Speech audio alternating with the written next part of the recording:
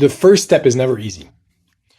You don't naturally have a place that says, oh, sure, try something crazy, try something bold, try something innovative when you're so close to operations and to the things that are important on the line. So we had to find our own way to make space.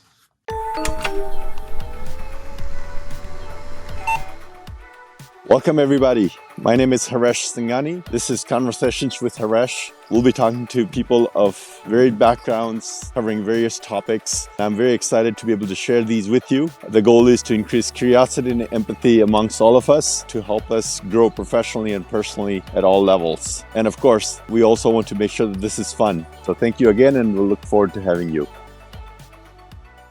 Good morning, everybody. I'm really excited to have this conversation with Guillaume today.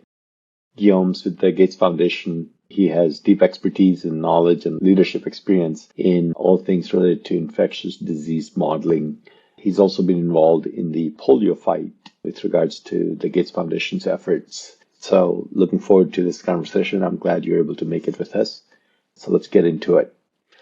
Welcome, Guillaume. Thank you. Good morning. Good morning.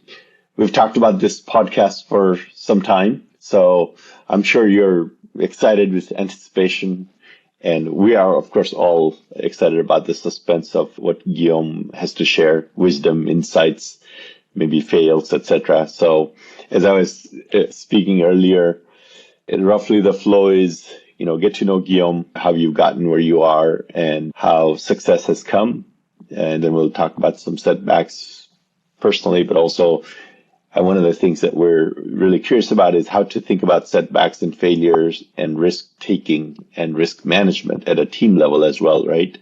So we'll talk about that a little bit. And then, balancing the personal and the professional to achieve overall happiness or satisfaction or creating meaning in life. As I was telling you earlier, we'll also have an opportunity for you to put me on the spot as far as any questions you might wish to ask me, whether based on today's conversation or, many of the conversations we've had in the past.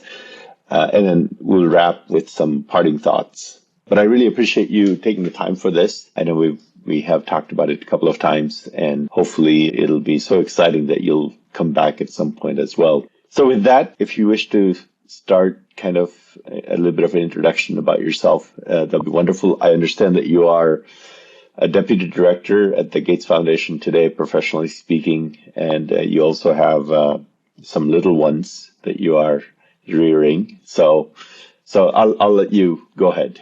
Yeah, thanks for the intro, Haresh. And you and I have known each other for some time, and I feel like we've chatted about different moments of my career. So I very much look forward to kind of discuss that with you today and share some experiences and some stories, kind of color it in with all the good prompts that you've outlined here. Yeah, as you said, I work at the Gates Foundation. I'm a deputy director for research programs at the Institute for Disease Modeling, which is kind of a embedded research institute within the foundations, with the mission to bring more data, bring more modeling and decision analytics to what the foundation does, which is quite broad and diverse. And part of it is why many of us are so excited about being at the foundation and working in this context, is that we get to work on tough problems, but that if you can solve them or make progress, impact a lot of people around the world, people that are vulnerable, people that have less access to resources, people that are more vulnerable, exposed to diseases. And those are all, some very important problems that I think we face as a society, a global society. And, we get a chance to give back. And as I'm sure we'll get into, I'm a very big nerd, and I didn't think that I would get a chance to do something like that. I think when I started my studies a long time ago, I'm originally from Quebec, the French part of Canada. I grew up in Quebec. My father's a chemistry teacher, and my mother's a lawyer and psychologist. We did a little bit of everything: psychology, then law, teaching law, and then eventually started her own practice on psychological harassment. So an interesting mix of two very educated and intellectual parents, which have kind of steered me towards figuring out things by myself and kind of being curious. And I think I was always very curious, which is why I keep trying to find hard problems and good problems to work on. When I was young, I think I as I think most kids try to do at some point, try to cook up gunpowder or try to make a stink bomb or try to tinker and make a crossbow and all the things. And so I very much get to do that with software and math here in my work at the Gates Foundation. So that's great. And I think most people that come to global health come from a master in public health or a doctor degree, like medical doctor degree. I'm a physics PhD. So that's not, I think, a very common path to getting to the Gates Foundation, which I think many of us share at the Institute for Disease Modeling. We all brought a different path. Some were astrophysicists, some were applied mathematicians, some were immunologists. So we're kind of a diverse bunch of folks trying to tackle some big problems together. What I guess the other thing I want to say is we all came to the Gates Foundation from STEM-like careers and bring this kind of approach and thinking in our own experiences in this field, which I find very refreshing, but also creates a little bit of conflict sometimes because we're very data focused and people that come from MPHs or medical degrees take a different tact. And so you get a chance to connect the two and to see different perspectives and kind of to learn from each other, which I really value. So just for the audience's benefit, within your purview or your team's purview, what are some of the deliverables, example deliverables, right, that a data team or a research team might produce that or your team might produce? Yes. So one question that might come to us is, what is the potential for a new diagnostics or a new therapy or a new vaccine to reduce the burden of a specific disease? In the case of COVID, it could have been, what would happen if we are able to achieve a certain level of vaccination with these candidate vaccines that we know? How much reduction in burden? How much reduction in mortality? How much reduction in hospitalization might we see? And how would that happen over time? How would that happen if different people rolled it out at different times, right? Like it's usually a question of what if we do X because there's a decision to be made, there's an investment to be made, and we're there to help frame the decision or bring some forecasting to it or some analysis to it from the point of view of modeling a system that's nonlinear and complex, right? Like disease modeling is not linear. It has big outbreaks, it has troughs, it has different propagation properties. It's kind of like the weather of pathogens, and so trying to figure out what the pathogens are going to do is a little bit of our job. We're a little bit of a forecasting center when it comes to the weather of diseases around the world. The difference is that you can actually impact the weather, and that's our whole goal is to calm the weather and reduce the likelihood of storms when it comes to disease outbreaks or to propagations of different types. Got it. Okay. And it kind of digging a little bit deeper into your journey from physics, of all things, or applied physics, to the world of global health and disease. When did you know that this was a transition that you were happy with or that you wanted to do? Yeah, because it's a big change. Most people that complete a PhD in applied physics don't jump into a completely new area. They do they go be a professor, or they go to research staff at a national lab, or they go to a private company working in their area of expertise. Some made the jump into kind of data analytics recently, like in the last 20 years, many PhDs in physics took on some of the complex challenges that came from, building a company or building a product, because you can have some of this first principle thinking that comes with physics. You can have some of the applied math that comes with physics, and you can have some of the experimentation. It's like, oh, we should try these things. When I was at the end of my PhD, I cast a broad net. I was like, well, I think research has been really interesting, but I want to have and work on problems that have a shorter time horizon to impact. Things that are very interesting, but also don't take 20, 30 years to have an impact. And so I went looking for a variety of things, and including, I looked at patent law, I looked at private companies, I looked at pharma, I looked at all sorts of possible options. And then a friend of mine called and said that a friend of his was looking for people to do disease modeling, and I didn't know what that was at the time.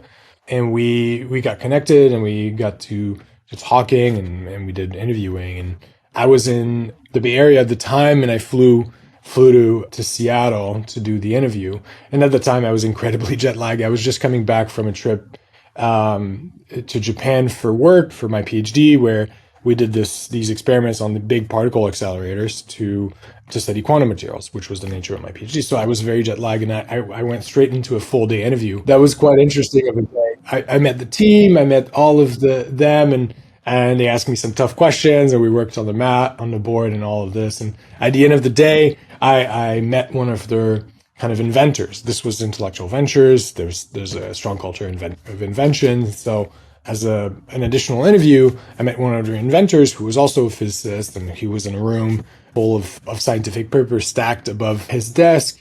And for the better part of 40 minutes, he asked me, like, why do you want to do this? Why would a physicist want to do this? And he kind of asked this question 6 different times to really trying to get at my motivation for making this change. And I came back to the points that I was sharing with you earlier, which is there's a core to curiosity, there's a core to invention, there's a core to tinkering. That is ultimately what drives me. And I think this is shared with what I do now and what I did in my PhD and what I did when I was trying to make gunpowder a long, long time ago. He and I had a different view. I think he was thinking like, this is a strange thing for you to be doing, but it was a good discussion nonetheless, because he was trying to get at the core of the issue. I was terribly jet lagged, so I think I answered the same thing twice, multiple times. But it turns out to have been a great choice, because that was the year 2010, and I've been doing this since 13 years now. Oh, wow. Okay. You know, my team, High Tech Advisors, has been working with the Institute for Disease Modeling since 2010, actually. I don't think we got the opportunity to meet around the time you interviewed there. We got to meet a few years later. But I know that in one of the steps for screening the science candidates is a presentation, right? So was that part of the process when you interviewed? And I'm curious what that would have been on if you did do a presentation to the team. At the time, I didn't do a presentation. We did it a lot after that. I think it really connects to your scientific rigor, how you communicate, how you answer questions, and also, are you kind of passionate, right? How does your passion? And so my presentation would have been, how do we use very powerful X-ray machines to study very, very small bits of material that are very hard to grow and to form in terms of crystals, which I spent many, many nights trying to make happen. And if you do it all correctly, right? If you put these little bits of material in a big, big machine in just the right way, and you bombard them with X-rays for a week at a time, you get to look inside and see what's happening, right? You get to have an insight into the electronic structures of these materials, and you get to ask them questions in a sense to see what is their structure and what kind of behaviors are happening that are behind some of these very interesting and special properties that they have, right? Like high temperature superconductors, which are in the news again recently, are a really fascinating phenomenon that was heavily studied, started in the late 80s and before that, but a lot since the late 80s into the early 2000s, based on the discovery of materials. And then essentially a lot of the physics threw everything it had at these materials and then some, and built new ways to study materials just for these materials. And we were part of that effort, right? We were part of digging into this topic, and that was fascinating and complex and interesting, and got me to travel the world. It got me to meet wonderful people, and that was my PhD. So in the physics world, right, or as in many of the sciences, physical sciences, sometimes there's a dichotomy or a separation of self-selection via self-selection between theorists and experimentalists, right? So you made the transition from flight physics into, global health. You also left behind experimentation, right? Because now you're just dealing with computer algorithms and data, right? If that makes sense, which is no longer being in the lab, right? You're not messing with X-rays or materials, for that matter, anything that's beyond mathematical modeling or, something that can be done with a computer. So do you miss that part? And was that transition intentional, or that came about just because you were interested in this global health domain? It's like, okay, this can have, a little bit more instant gratification as opposed to pure research, which might have 20, 30, or even a 50-year impact, if that question makes sense. I think part of being in the lab is using your hands, building something.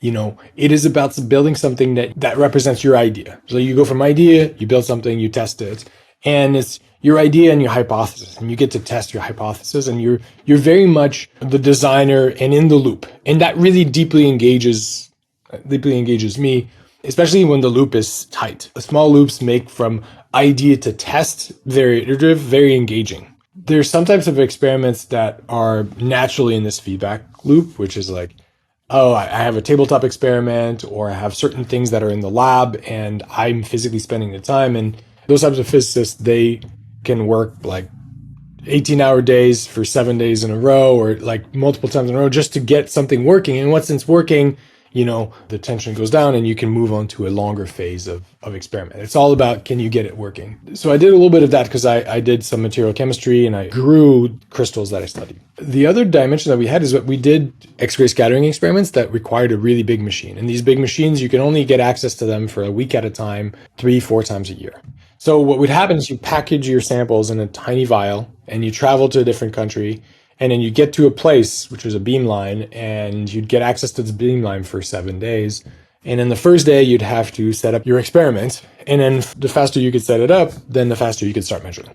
So that first day, you had to get everything working. And it didn't matter if it was 6 p.m. at night or 2 a.m., you had to get it working. Otherwise, if you were going to go to sleep for 8 hours, then you were going to be losing 8 hours of your 7 days, which is a big deal. During that time, in that moment, there's a lot of pressure. And after that, if you can set it up correctly, you can go through your hypothesis. You come to this big beamline with a number of things you want to test and measure. Then you test it, and then you go back to your home universities and you work on the analysis. And so my point is that that's a much longer timeline. You have to be patient. You have to plan. You have to think about exactly what you want to do, because it has a long period from initial idea to testing. That's different than like, I think I want to build something on the benchtop. Both of them have advantages and disadvantages. I wanted to say that because, by analogy, in global health, you can go from idea to testing it with data that was collected by somebody else, right? Like, there's large data collection efforts in global health. They're expensive. They take a lot of people, but you can still have this kind of experimentation in it, but within the context of a broader data collection effort. You are not yourself in the field collecting data. You are using a mountain of data or some very specific data set to test some hypotheses that you have, right? Someone brings you a problem across the foundation. There's lots of teams that we collaborate with. They say, hey, we have a question for you. And then you formulate some hypotheses, you structure your thing, and you can get some answers. So you get some of this ability to solve or ability to test, but it's never really with your hands unless sometimes you build computer code to do it. So I think that gets you to some of that, but it's not the same thing. And that part, like tinkering in your hand and building things, I get it in my personal life. I don't get it in my professional life. And I guess that's okay. So you went beyond applied physics. You went beyond with your hands experimentation. Then you started at the Institute for Disease Modeling. I guess it was called EMOD, I think at the time, epidemiological modeling, something. And so over time, then you are there and people appear to like what you were doing, and hopefully you liked what you were doing, but then you're given some leadership responsibilities, right? So how did that muscle how did you build that muscle? Was that something that you were also exercising that muscle previously in other instances outside of research? Or how has the journey into going from being an individually contributing person to being a leader been? Any surprises along the way? During a PhD, you tend to do a lot of the work yourself, right? Like, there's a culture of you have a hard problem and you create a solution. It's not you and 20 other people need to all come together to really get this done together, or it doesn't work. Maybe you get some collaborative aspects of research, of course, but there's a lot of you have to figure out a solution for big problems. And it's different in a company when you have a group of people all trying to solve the same problem collectively. And I think that's the biggest learning that you have to do, is learn and how to effectively work as a team, engaging your team to see the problems and to get them to see the problems together and to get them to have a high level of energy about this. And so, when I joined EMOD at the time, now IDM, I was a scientist, then a senior scientist, and then I had an opportunity to essentially build my first team to grow what I was doing as a project into a team. And so I got busy hiring and thinking about the projects and really outlining what we wanted to do. And I really, really focused on the what. Probably too much, honestly, because whenever you build a team, you have to be able to adapt the what and engage your team in figuring out the what and the how. And you just need to have a really strong why, I think. And so there's some moments where the team was not really happy with me because I was like, has to be done this way, and then this is the way I want it to be done. And you wouldn't be surprised to know that this didn't work very well. People don't get really excited if you tell them exactly what to do, especially when you get high competence, high independence people, which is, I think, what you want to build a great team, have diversity and kind of strong-willed, high energy people. And so I had to learn how to separate how I would have done thing from all the possible ways to get it done, and to adapt the way I was framing the work program more as a goal oriented, as opposed to here are the things that we need to do that I figured out and I want you to do them now. And I think that was really a big learning for me. I really appreciated being in that situation, feeling like you are trusting people to do a part of what you really care about. Usually when you came to a project, you really care about it, and you were going to do it yourself. And then you handing it to someone else to do, and they have to do it in their own way, and they have to have ownership. You have to trust them to do it. And, going through that is a great part, I think, of being an early manager, right? Working on clarity, working on pulling all the benefits, but the aspect of trust and the aspect of, delegating, I think that's the right word, of finding your own way of delegating or of entrusting people with work that you would have done yourself because you can't anymore. That's a big part. And I, over time, learn how to do that better and better through errors and upsets, lots of feelings from both party. Why aren't you doing this the way I wanted? Why are you telling me what to do? But ultimately, I think, I'd still work with 2 out of 3 people that I hired in 2012. And the one person who left went to do his MD. So there's still like strong ties that come from this early team, the first team. And from there, you grow more teams, you build more efforts, and you hire more people, and you learn that at some point you can't know everything that is going on, right? You have to think a little bit higher level, and you have to engage in this way, and then you have to think about how do I create an opportunities instead of thinking over the work program, trusting others to create their work program and guiding them and mentoring them and coaching them, and learning how to do that differently for each person. Those are all, I think, great, wonderful challenges with some pitfalls, some bad hires, some performance management, but also some great relationship where you're like, wow, you really get surprised by what people did. And that gives you back energy. You're like, oh, I brought some energy into this, but you're giving me all this energy back. And that makes me so excited to come to work. So all of that, I think, is part of the journey of transitioning from an individual contributor to a manager and then to a leader. And so I'm very curious about this stuff because I was a failed PhD and how leadership evolves, I guess, in research areas. I dropped out of a PhD program at the University of Washington. So they gave me my consolation prize, which was a master's degree, and said, now this will enable you to go look for a job. So, but sometimes, the leadership aspects are maybe, you're young at the time as a student in general. In research environments, leadership aspects sometimes are underappreciated or undernoticed because there's a lot of focus on the scientific and the technical breakthroughs, right? Where there's a lot of visibility around that when you discover new things and so on, right? Obviously, leadership in general is very, very critical. It's certainly critical in anything that has large-scale human deployment, right? If you have human teams, you need leadership. One of the things I think at the Institute for Disease Modeling that was happening was this mixing of scientists and software people, right? And that's also bringing a smile already. There was probably a little bit of a difference in vocabulary and language, right? And some of the software team members, which was initially how we actually got involved, the software team members, if they come from product or IT backgrounds, right, they're very deliverable focused. There's a discipline or a kind of a cadence that they like to work in, right? Whereas you may not have the similar cadence and similar vocabulary on the science and the research side. So I'm curious kind of how you learned some of that, and then what were some of the techniques that you've figured out that have been successful to get the two sides to then work towards common goals? What a wonderful question. You're absolutely right. The software, when you're making a product, has very different demands than research. And, we had those two different cultures being connected or put together to be connected and worked to and are still working to kind of like connect it better, because it's rare that research has a clear specifications like this is exactly what we need to build and this is by when we need it. It's more of a here are the questions that I'm working on. I don't know exactly how we're going to solve them, but I'm guessing these things are going to be relevant and this is not working. Could you really help me? And that can be really difficult for a software engineer who's using to a more defined set of goals or program.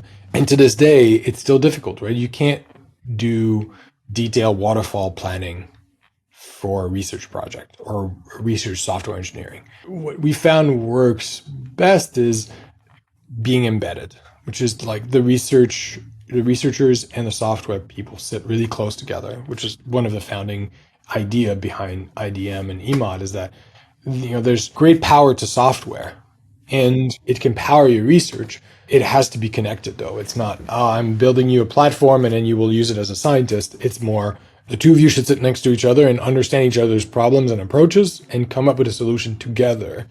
And that can be really difficult both for a researcher who that's not how I work, and vice versa. So what we've seen works really well is some software engineer are just naturally good at understanding the problems and the situation and kind of connecting to where research is and say, I understand the problem surface. I understand the needs. I understand the goal. Here's something you haven't thought about. Here's something you need. Here's something that in my software career is easy for me or natural for me. That is a complement to your approach of, I want to hack things together. I want to build something quickly. I want to understand if it works and I don't mind tearing it all down. They'll say, that's all good. How about we think of a framework for you to test your research tools so that you're more likely to have the right disease model at the end, as opposed to have a strange and difficult to figure out bug, right? Like testing and flexible testing and functional testing and scientific testing were all things that really helped us in our effort to build software and to build it with high quality.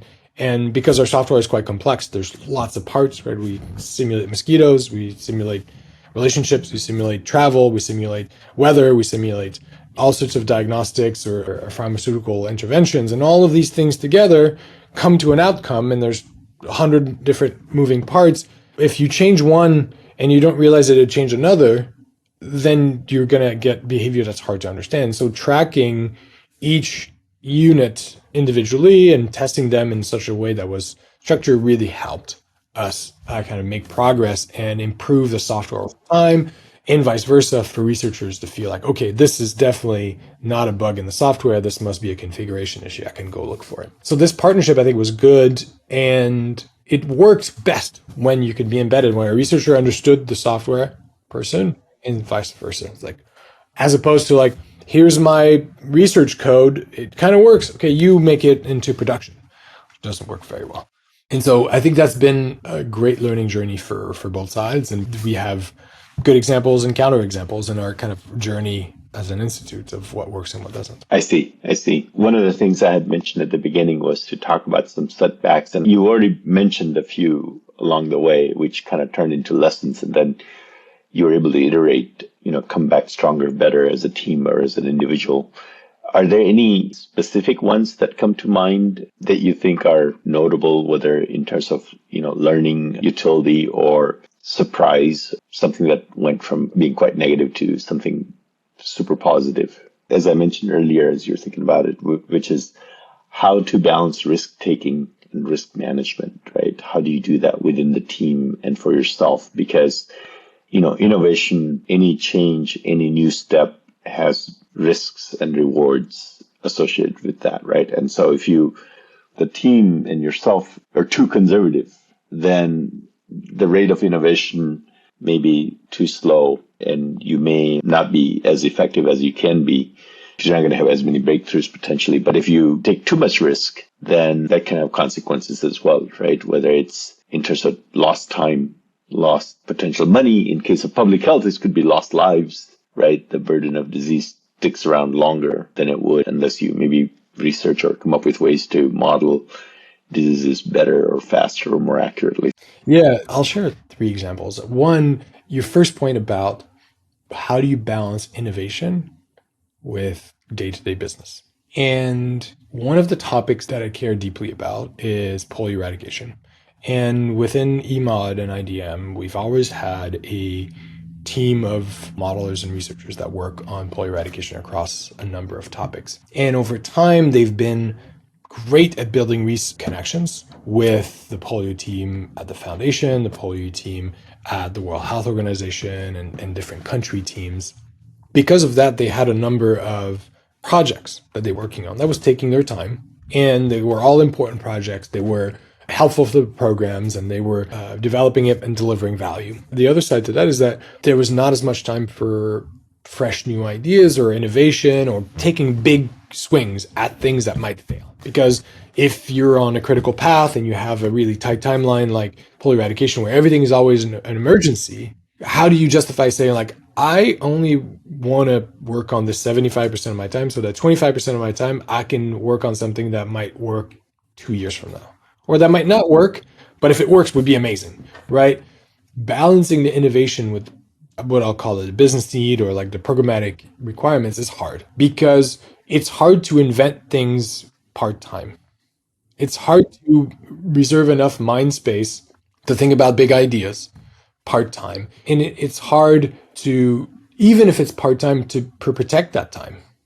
So like I will not be, distracted, or I will not think about the other problems that I'm working on so that one day a week I work on this new big idea. For a long time, we were under investing in some big swings. And when we realized that, that was a little bit a hard thing to do. Say, okay, like let's really look for some hard things, because when you come with some ideas that are big swings, everyone thinks it's a silly idea. It's like, well, that'll never work. And they'll give you 5, 6 reasons. Like, why would you want to do that? That'll never work. This doesn't work for us. The first step is never easy. You don't naturally have a place that says, oh, sure, try something crazy, try something bold, try something innovative when you're so close to operations and to the things that are important on the line. So we had to find our own way to make space and to sell it to the people around us. Like, no, we think this is really important. Look at how much potential it has, like in the muscle of doing that and protecting that time is something that over the last 3 years, I think we've built much more intentionally. And for a few years before that, like we didn't, because when you get successful at doing something that's business critical, then you do that a lot. And then people want it and then you work on it. And then to kind of make time for longer term projects or more difficult projects is hard. And so we've had to learn that a little bit the hard way, where there was a specific meeting with our partners where they called out the fact our model was too shallow. It was like, well, you're not really diving into the details here. You're giving me the thing you can give in, a few months of work. And I want this is me interpreting that. I want the thing that takes you a few years. I want the real detail here. And you're not going deep enough. And then we realized like they were right. We're not going deep enough. We need to make time for some of those bigger work. And then from that, thought we brought people from other teams at IDM that could do that. We can't just make time. There's a reasons we haven't made time. We have to bring in and kind of form a team for those bigger swings at the same time as we're readjusting all the team's members like research portfolios to make sure for their own sake. Because if you're on the critical path all the time, it's a little bit of a grind, right? It's always presenting, always preparing content, always an emergency. So like to balance their own motivation and to think about the team overall, working with the team lead at the time, who's still a team lead, who's thinking about all this and making a program. And I was their manager. I'm still a manager, but finding my own way as a leader to create this, to enable a solution that was not going to make itself, right? Like you kind of have to engineer the ingredients and think about the goal and make the room for people to bring their own parts of that solution. And together, I think we did quite well. Like about a year later, we had a big step forward. We had done some big things that were relevant. And I think that was the really useful lesson to learn, to have, because it was not negative feedback, but it was like a little bit more challenging feedback than we had received in the past. Where all the feedback that you receive is, this is all great, this is all great, and suddenly you're saying, hey, it feels like we're missing something. Let's reevaluate what you think. And I think that's very valuable to get that kind of feedback. And to be attentive to it is also hard, because if 90% of your feedback is good and then you have a 10% that's challenging, then you might say, oh, I'm 90% good, that's not good enough. This is a funny story, but when I was in grade school and I would bring back like my report card, and I would say, oh, Dad, I got like a 97 out of 100. My dad says, that's great. What was the other 3%? And you want to have the perfect score. You want to have, not the perfect score, but you want to have a feeling that you're really trying to do the thing that needs to be done and you're really working towards it. You're not just dismissing feedback. And I think that was a big part of being attentive to feedback and acting upon it in this case. Got it. Okay. Transitioning to kind of overall personal balance, life balance.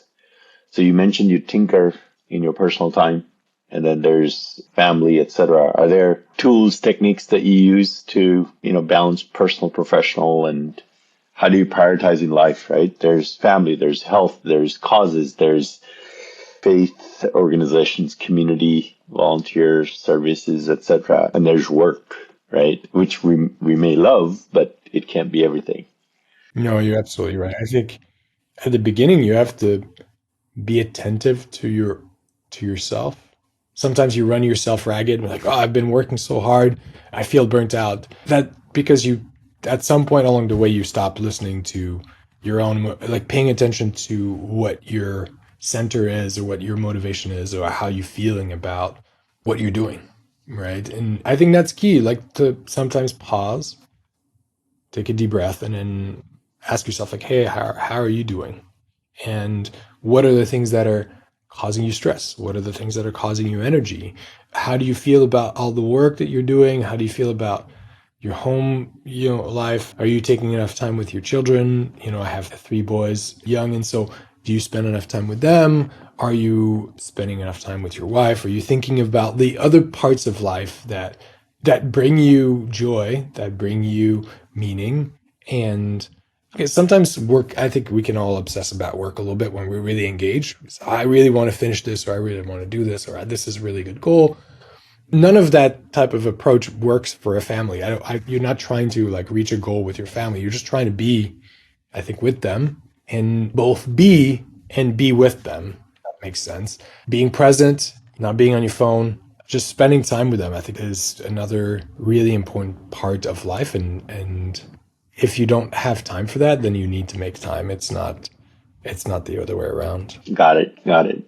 Your spouse, I'm not sure if she's a working professional with her, like how demanding her professional role might be, but then balancing 2 highly demanding careers plus a house plus kids and plus dogs or cats and cars, and it's a lot going on, right? Yeah, no, she's very successful as well. She works at a big tech company, and sometimes she has early mornings, sometimes she has to travel, and so 3 kids can get to be a lot of logistics. And we're very happy to have an au pair to help us, but still, I think that happens to all parents at some point. There's a lot ongoing. There's a lot of planning and logistics that all need to be done, and you need to not just be the parenting partner. You also need to be with your partner. Like you need to be with your spouse and be in a relationship with them, as opposed to just being in the business of rearing kids. If that makes sense. But yeah, I think this is great. I mean, it's funny. We would never argue, and our biggest first argument was over tile color for the bathroom when we did a remodel many years ago, and it was so funny because before that we had largely agreed about everything and didn't need to have strong arguments. But then suddenly we both were passionate about something so silly as the tile in the bathroom, and I think that was a great moment for us because we were like, hey, it's just tile. One of us can get their pick, and she had her pick, and it's a great bathroom. I'm quite happy with it. We made it to the other side of that discussion just fine, but you don't know what you're going to be passionate about, and you over time there's lots of ways in which we have different opinions about how to do things, but I just think that's part of the richness of having a great relationship. And health? You got to make time for working out. I think you and I have chatted about this. Like if you don't work out, then your mental health is not as good, and also you don't feel as good. And there comes a time when you're over a certain age where you have to be much more engaged. Your body doesn't just work. You have to keep it running and to feed it well, like eating and exercising. And so lately we find time. We have a exercise bike that we all find time on, and both my wife and I are like competitive, and so we try to push each other a little bit. Like, did you ride today? No, I'm gonna go ride. Or we should all go in the garage and work out a little bit. So we try to keep each other accountable and engaged on this, and it's pretty good to spend time with your spouse working out. It's one more thing you can share with them. So I like it. I like to bike. I like to swim. I used to CrossFit quite a bit. That's also a really good workout. Yeah, just all of it. It's great. Anything for the mind or the spirit, meditation or other things? I like to meditate sometimes. There's always a moment where it's either you need to calm yourself and to meditate, or you need to write down all your thoughts. And like journaling can be really helpful as well. And sometimes just sitting in silence, not thinking, just like letting your thoughts quiet down. We bought a little bit of land a couple of years ago in Eastern Washington where the average decibel is below 40. It's very quiet. And it feels like when I arrived there, like the sound level in my ears goes down. I don't know. It's like when you're in Seattle, you have this certain sound level. It's always buzzing, and you're Yeah, like, the baseline's too high. Yeah. yeah. And when you move on the other side of the mountains, that that level of noise goes way down. I think that connects to a little bit of your soul that doesn't get as much attention. I think living in a big city. And the wine helps too, right? Well, yes, I'm a big fan of wine as well. There's some great wine in Washington State, but please don't tell anyone. Keep it for ourselves. Other people in California don't need to know about it. That's another great way to kind of take the weekend in stride. Well, that's a great view into everything Guillaume. Can I ask you a couple questions now? Is that Yeah, okay? you can. That is now is the time. So yeah, go ahead. I'm ready. Haresh, you are a connector. You are a man of many accomplishments. You're naturally engaging and quick with wit. It's always great to chat with you. Were you always like this? This something that you developed over time? Is this the core of who you are? Like, how did you kind of get to be the way you are now? Like, what were your most formative experiences or challenges? Interesting question. And so probably some of who we all are is nature and some is nurture, right? Great scientists and other bigger minds have said. And so certainly when I was younger, people wanting to connect with me, or I was able to connect with them from a very young age, right? So that's something that I think has been there for a long time. And over time, I was able to notice it, right? Because when you're young, you don't really realize who you are and what you have. I was able to channel it for positive outcomes, right? Whether it's putting teams together or, by the way, to kind of get my credentials up, I do have a physics undergraduate degree. And to balance the connector side of that, I was the president of the Society of Physics, University of Washington chapter, right? So natural leadership right there. Natural leadership. Full disclosure, I had no competitors when I got that role. And then part of it was learned. My parents were great connectors, so I was seeing them right from a young age. And then I've had the fortune of working with a lot of good people that were themselves quite successful, including some researchers, actually, including the professor that I was working under at the University of Washington, who's now, I think he might be retired in Hong Kong. And people respond, right? That's another thing that's a great motivator. If you are, able to engage with people, it's kind of like what you were saying in your team.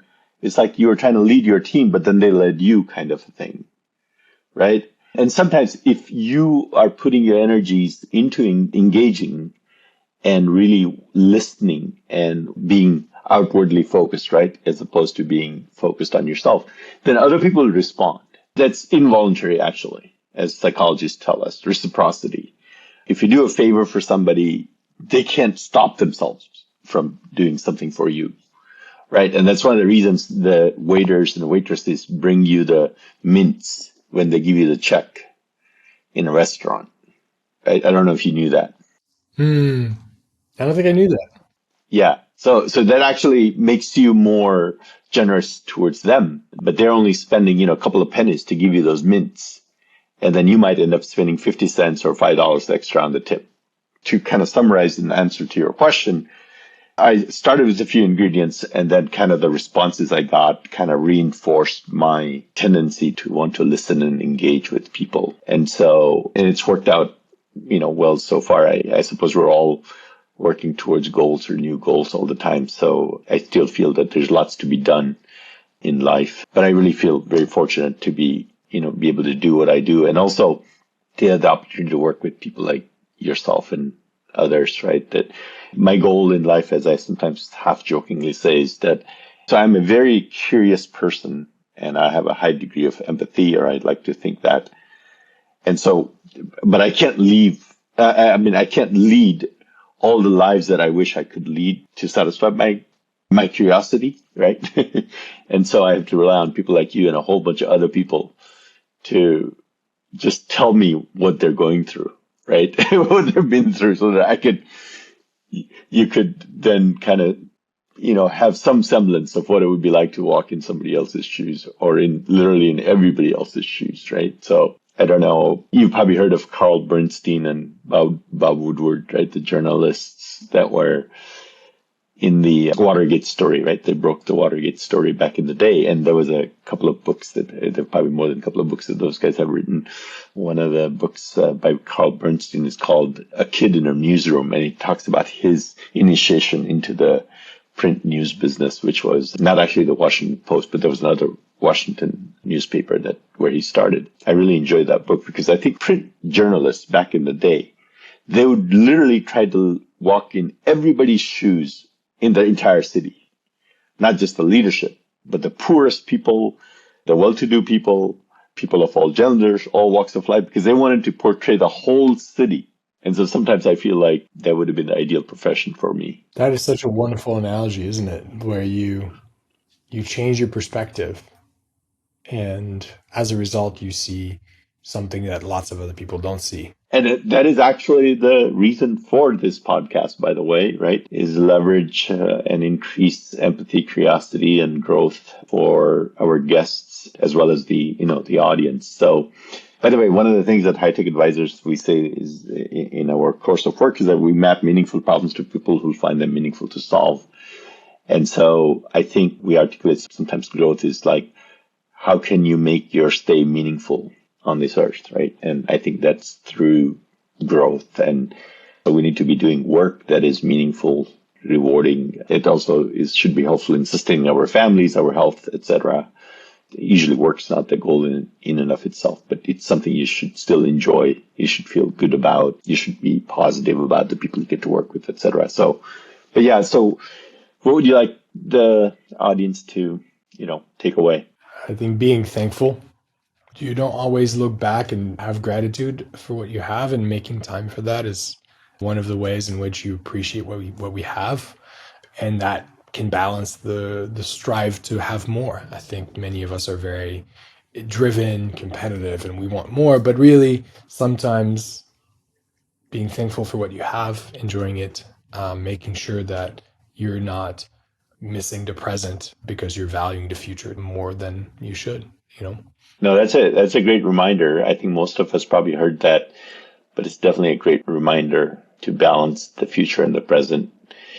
Well, thank you, Guillaume. We finally did it. You did it. Took some time to schedule, but we did it, and I'm glad we did. This was really fun.